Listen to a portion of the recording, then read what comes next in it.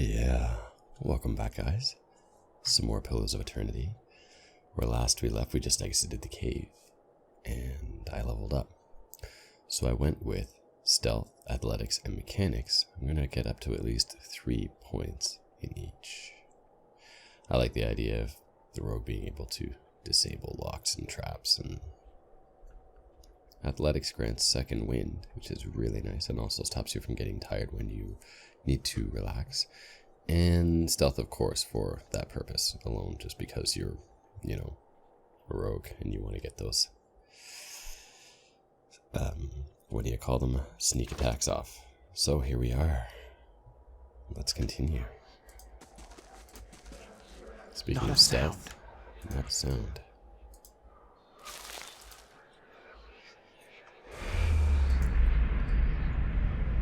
I'm just gonna check the time here. Okay, good. That is creepy. Oh, it's someone on the rack. Being tortured. Yeah.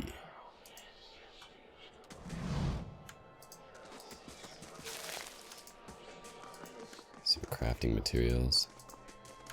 Quietly now. Okay, I'm being quiet. Vesseled flesh. ×4. Ooh. Okay, I gotta find out what's person being burnt alive. This place is not a place of good memories.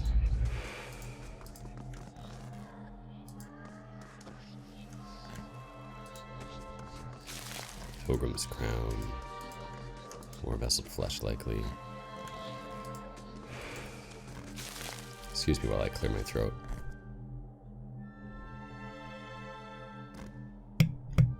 Thank you.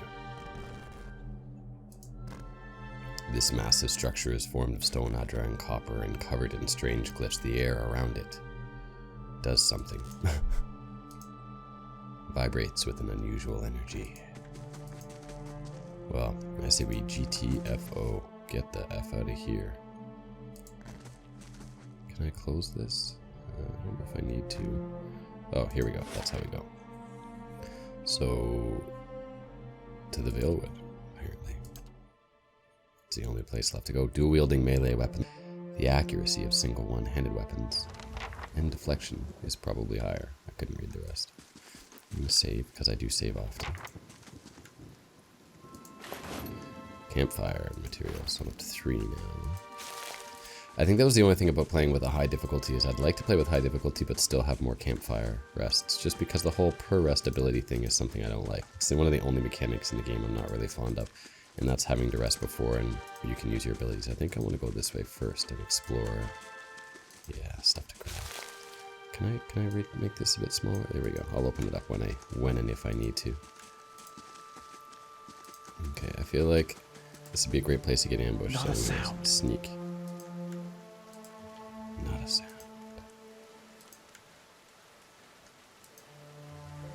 Anything? Okay, some plants to grab. There's a body over here. But nothing else by it. Shattered pieces of a crate are strewn across the dirt, along with the muddy vegetables.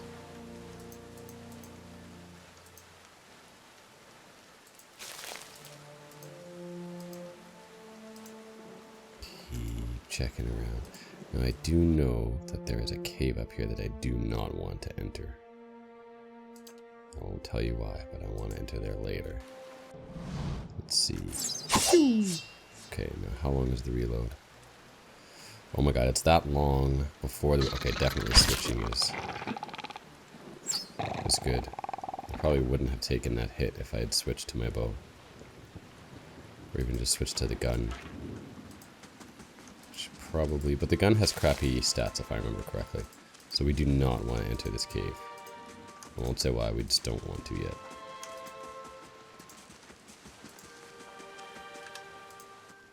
Whoa. Where was I? Here we go. Here we go. I'm sure there's a button to recenter the camera, but I forget where it is. Okay, we've already been here.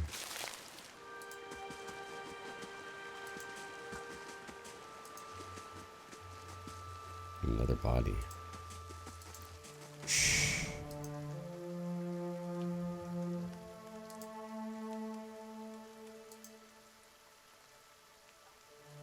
Okay. Oh, here we go. I knew there was something close by, I just couldn't remember where.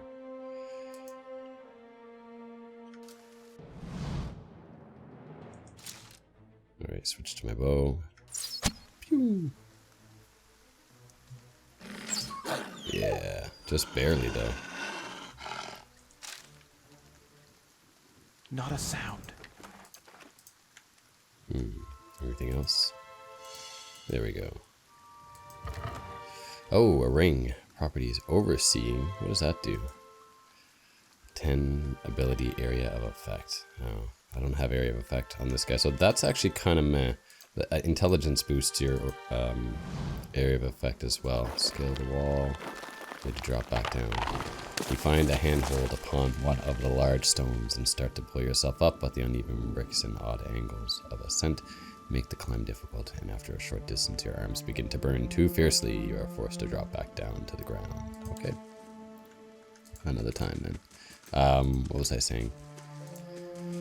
Intelligence, yeah, I dropped intelligence really low on this character because, not because I wanted to play dumb, I'm just like, he's an average intelligent person, not a genius, and those are the ones that make area of effect bigger. This man appears to be hurriedly dismantling his camp and quick, jerky movements. He looks up as you approach, his expression tense and drawn. Greetings, he says, a little bit breathless. On your way south. Is it? He wipes his brow, turning to face you. The sooner you're clear of these woods, the better, I think. Do I tell him? No. About our caravan? Do I tell him about the machine up north? What's your hurry? I ask him. The man looks down at the tent and then at his hands. I mean to follow my own advice. Came out of here on a hunt, me and a friend of mine. Thought we'd bring a stag home, eat something other than bread for once. Come up on a bear instead. Great monstrous thing, and Pearly, he didn't make it. He shakes his head. I don't know what I'll tell his wife. In any case, this forest's already cost me a friend. I'm heading home before it takes anything else. Where did you find this bear? In a cave, away up the way. He turns to point to the northwest. Wouldn't see it out if I weren't you. It was a great brute of a beast. Would hate to hear that it took another life, and that's why we didn't go in that cave. What's this guy's name? Name's Norton. Born and raised in Gilded Vale. Haven't had a spot of luck since. Luckier than Pearly, I suppose. What happened to him? We didn't see it coming. Norton's voice shakes a little as he speaks. We were following a stag. Pearly. He saw something in the brambles, and we went tearing off after it. We all but stumbled into the cave. Poor Pearly didn't stand a chance. The bear was on top of him before we knew what happened. Farewell. Sorry to hear about your friend. I don't think there's anywhere else to go, so let's head towards the Gilded Vale.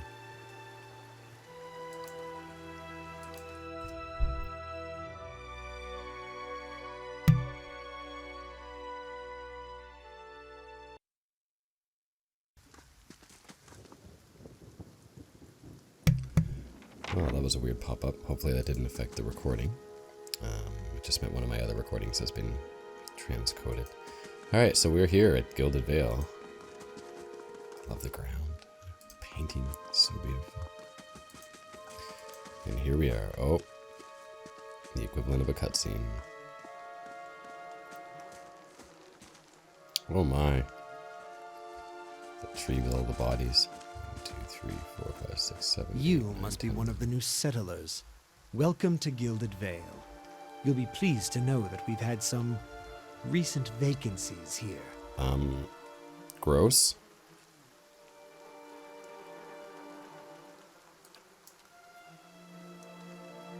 I feel at home already. We'll need to make some inquiries first. The inestimable Lord Radric VII has taken great pains to insulate our town from Widewind's legacy. What legacy? Have you ever sired a Hollowborn child? What? An infant born without a soul, of course. How do Lord you know? Radric has made it his first priority to eliminate this scourge from our village. That's why they're all dead, right? How do you know that they don't have a soul? I should warn you, stranger. Here in Gilded Vale, we have a special place for dissidents, charlatans, and those who would hide a curse in our midst. And then he steps to the side and inclines his head ever so slightly towards the deformed tree. His lordship's wife is with child and due any day now. Without his approval, I shan't be able to find you a permanent settlement. It will have to wait until after the birth. We can continue our interview then, after the bell tolls from Radric's hold to signal my lord's new heir. Okay. In the meantime, you can find temporary accommodations at the inn just southwest of here.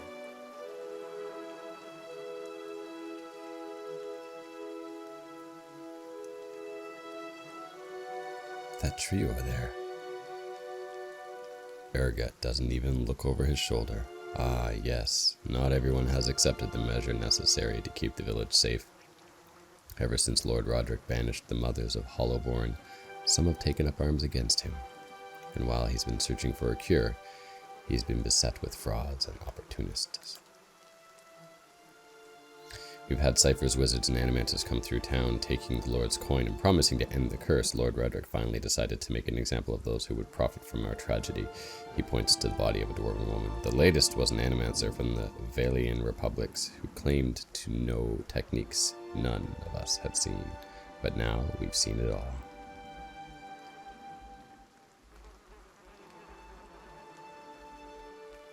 You said something about Hollowborn and the Waden's legacy before?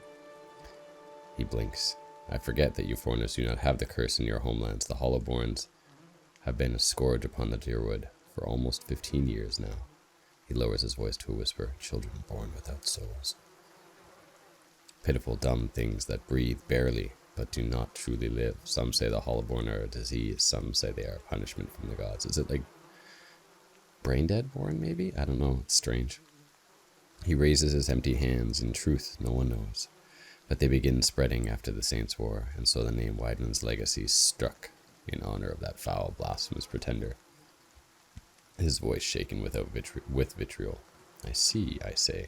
Lord Redrock's decree may seem strict at times, but he has our best interests at heart. He nods.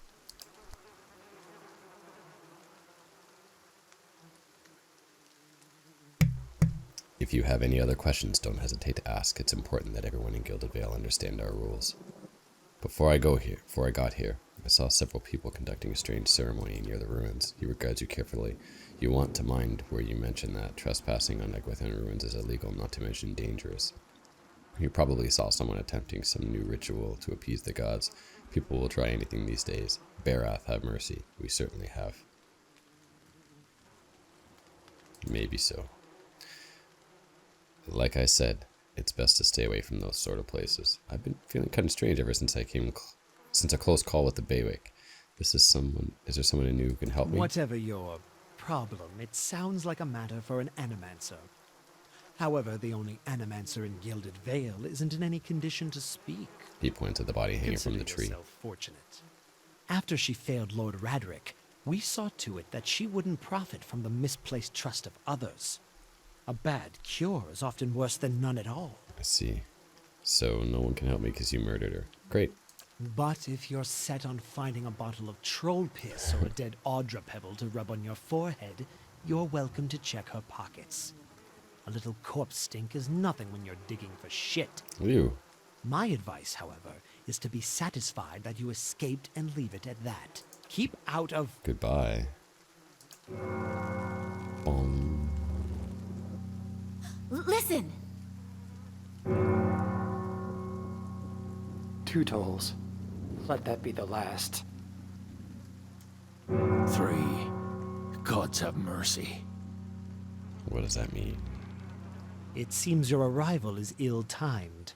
Ergut looks out towards the east, his expression unreadable. He blinks slowly and turns his attention back to 3 you. bells toll only for the death of a Radric. I fear Lord Radric's heir is lost, or else Hollowborn, and so lost all the same. A peculiar spasm. You should tread carefully.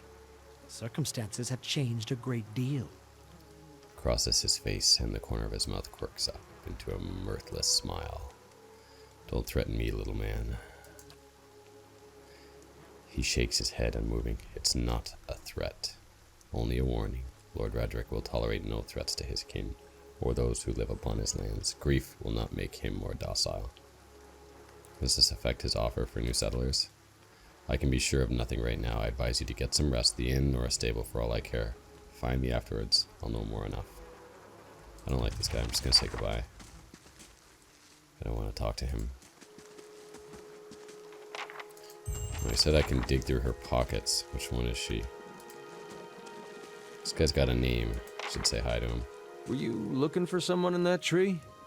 I could introduce you. Strange way to talk about your dead. He looks up at the tree and breathes out. Half the town's up there, seems like. No right way to talk about it. I'm looking for someone who can help me feel better. I don't think I'll be needing any help. Seems you're better off than most around here then. He turns his attention away, watching the village around him. Strange man. Scattered between the roots are bracelets of twine and bead, wilting flowers, and notes half erased by the rain.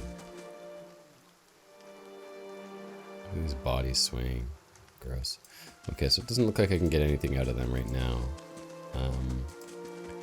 Shall we head towards the inn? Which is not here. What's this house? Intellect affects area of effects, as I said, and duration. Okay, this is Afra and her cat. Hello, cat. A Deerwood woman is standing in front of a fireplace, humming a quiet tune to herself, or perhaps to her unborn child, for she is clearly quite pregnant. She turns her head slightly as you enter. Greetings. Well, finally, I was starting to think. The woman makes a startled noise as once she turns around and sees you. Oh, I'm sorry. I was expecting someone else. She gives you a cautious smile. Can I help you? Just arrived in the Vale. I thought I'd get to know the locals. Were you with one of the caravans? She looks at you hopefully. Master Odamus by chance? I was, yes. I'm afraid the rest of the caravan was killed. Oh, why do you ask? My sister Kalisha is traveling with one of the caravans. She sent a letter before she came. She said she was going to pay her way by working as a guard for the caravan master. She always was a tough one. She paused. I don't suppose you've seen her on the road. The caravan, perhaps, or Master Odema. Honest. Let's go with honest. The caravan was attacked, and we escaped, but Kalisha was caught in a bailiwick.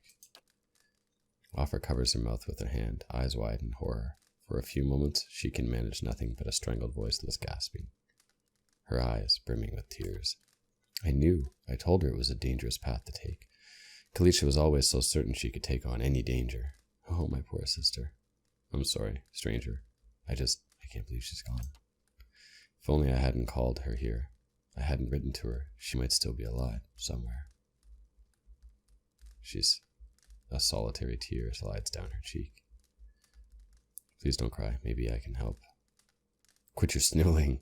How are you ever going to raise a child if you're this weak? Oh my god, I can't say that to her. Is there anything I can do? Maybe I can help. That's kind of you to offer, but I don't know if I could impose this on you. It's not a small favor. I'm worried about the baby, about the legacy. I told Kalisha as much as I could, but all I know is that for a long time now, every child born in Gildervale has been soulless and empty. So get out of here and birth her elsewhere. It's happened to so many mothers, and Lord Radric, he's exiled all of them, calling it a sign of the gods' disfavor. With my Hawthorne gone, I don't know how I'd manage if I lost my home too. I hope Kalisha could help me. They say Ranga, the old midwife, knows a way to prevent a child being born hollowborn. She moved down to Anslog's Compass 2 seasons ago. The journey's too far for me. I can't make it as I am, but I don't have anyone else now with Kalisha gone. Please, can you help me? Yep, I'll find her. You will? Oh, gods bless you. Here, I'll give you coin to pay her with. You needn't trouble yourself with that. I think it's a drink she's fashioning out of. Well, I'm not sure, but it shouldn't be too much of a burden to carry back. Okay, thanks. Anslog Compass is what we call the lagoon in the south. You'll have to cross the wilds to get there. That's what keeps me from trying it myself. She clasps her hands together. Thank you again, truly. You'll be saving us both. She sets a hand on her stomach, smiling through her tears. Okay, I'll do my best. And that's stealing. That's why I see the mask there, so I don't want to steal. But maybe this book will tell me something. Travels upon the Saldig Sea. There's an etched illustration of a vast finned leviathan. Interesting.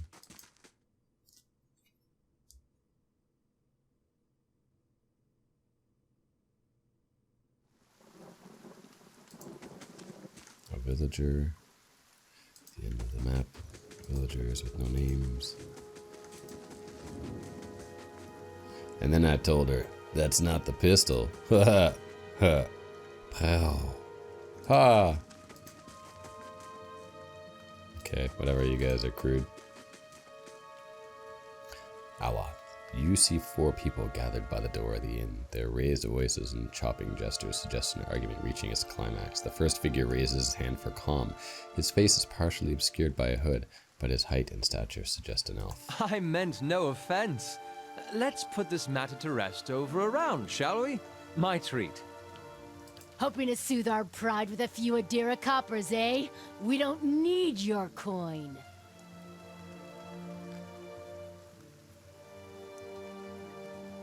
I'm gonna say nothing. Angry townsfolk. One of the other men glares at the hooded elf. His eyes are red from drink, but his gaze is focused. You got a lot of gall mocking us in our own village. We don't take ill treatment from foreigners, especially not Adirans. Go on. Say it again. I'm itching for an excuse. The second man thrusts his chin at the elf. He stinks of sour ale. Why, you're itching for the kindling touch of your sister, you cock's feather! Okay, that seemed a little out of character. I'll cut that barrel-licking tongue out of your head. This is a misunderstanding. I didn't say whatever it is you think I said. We've nigh quarrel. He plants his feet. Something surely and raw flickers through his eyes. We've nigh quarrel. So these two, that's two different... That's where you're wrong. I don't think attacking him is such a good idea. Back down, all of you. This is absurd. This is unnecessary. You're not going to take that from him, are you? I'm going to try. I don't think attacking him is such a good idea. The 3 drunk scowl, and why is that? Because then you'll have to deal with me. Or he's reaching for something, and since it's not the rapier at his side, it's either a wand or a throwing dagger, and you don't look ready to deal with either. They look at each other. One of the men gives the other 2 a warning shake of his head before turning to you. We're done for now, but this one better watch its step around here because we're not going anywhere. With the final scowl at the elf, he turns to leave. Oh, I talked him out of a fight. I didn't do that last time.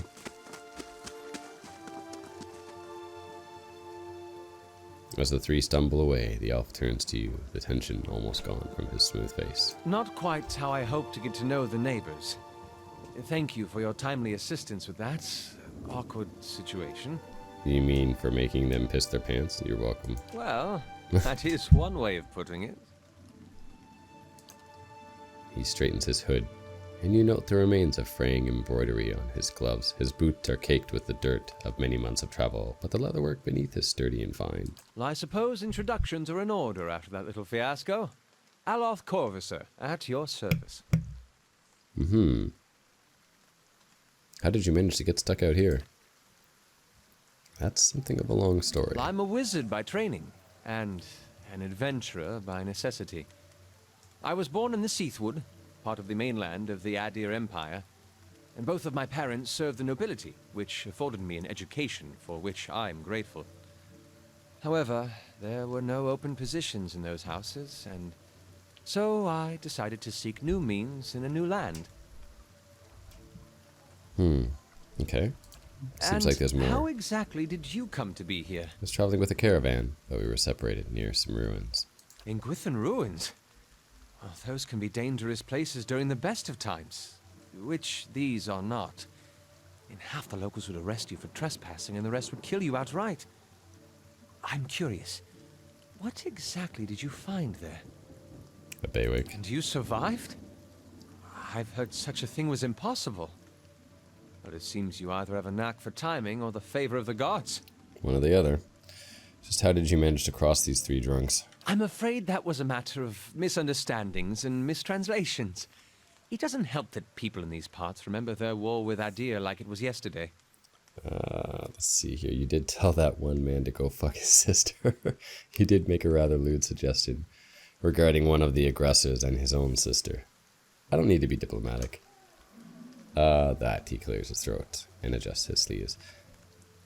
As I tried to tell them, they misheard me. Happens all too easily after a few pints. And the accent doesn't help. I heard the same thing. For just a moment he looks as if he's about to say something. His expression brightens with mischief, but before he can speak, he forces a tight smile. Biting his lips so hard you expect to see blood. Finally, his face relaxes and he shakes his head. I should speak more clearly next time. My apologies. So, I should get going. What are you doing here in the Guild of Vale? An excellent question. I came looking for fresh air and cheap land. Instead, the magistrate gave me directions to the inn and a story about the local lord's expectant wife. But I take it that's a familiar tale.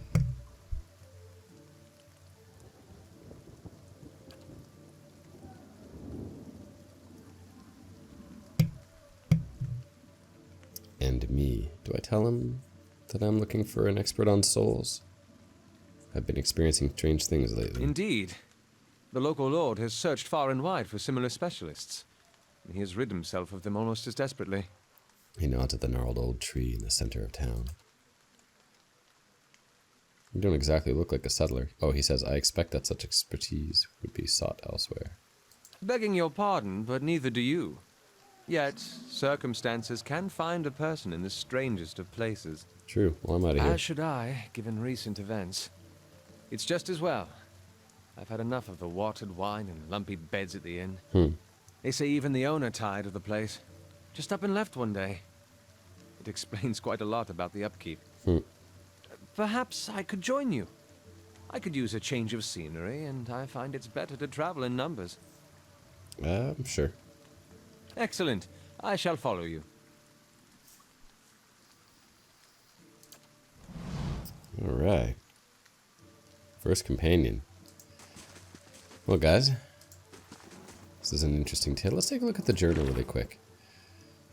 Visions and whispers. After surviving an explosion inside the rooms of Atlantis, I experienced a vision. Since then, I have been hearing sounds with no source and seeing things that aren't there. This is not the illness that struck me at the wagon. This is something new, an affliction of the mind. Perhaps with luck, someone in Guild of Vale will know what to do. The magistrate advised me to get some rest while I wait for permanent accommodations. That may be the best thing to put an end to this illness as well. No leads. A mother's plea. Travel to the compass. Yep. Well, let's check out the inn.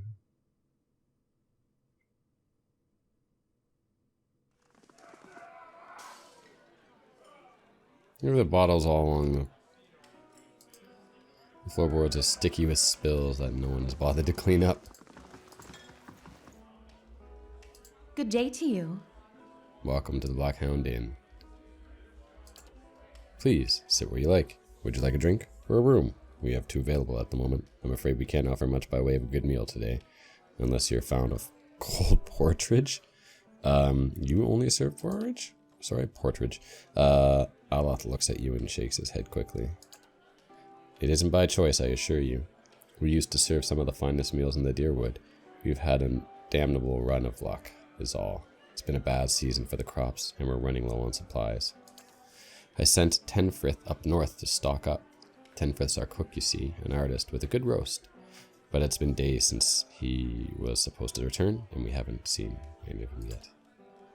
I could try to find him for you. Really? I'd be grateful if you did. He was traveling through the Valewood. Probably nothing. Broken wheel, maybe. But I do worry.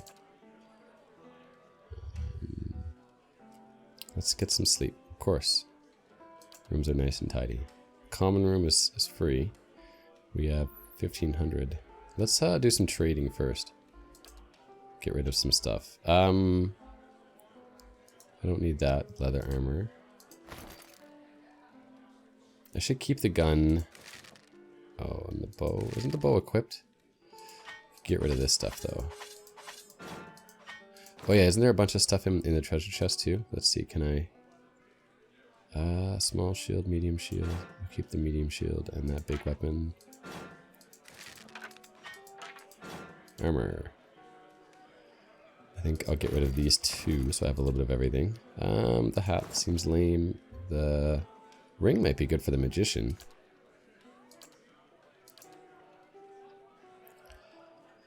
Well, that'll give me 255 copper pieces, so let's do that. And then let's stay in the common room.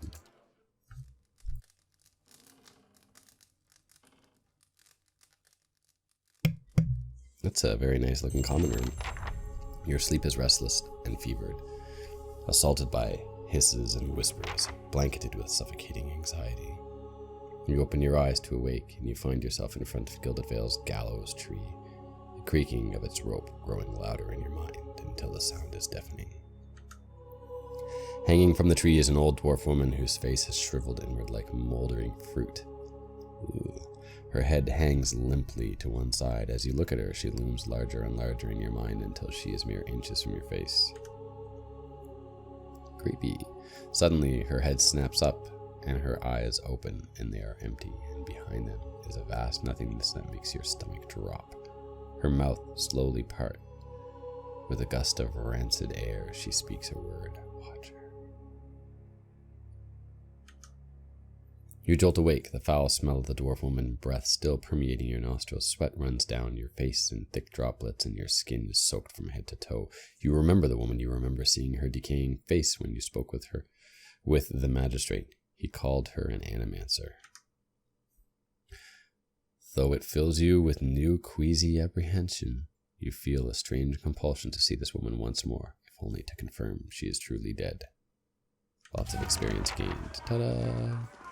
Alright, we're going to end this one here, guys, and we'll follow along shortly. This game is so addictive. I love the storytelling. And the combat, too. Be nice to get some better weapons, but I know we just got to town. Story's moving along nicely. Hope you're enjoying it.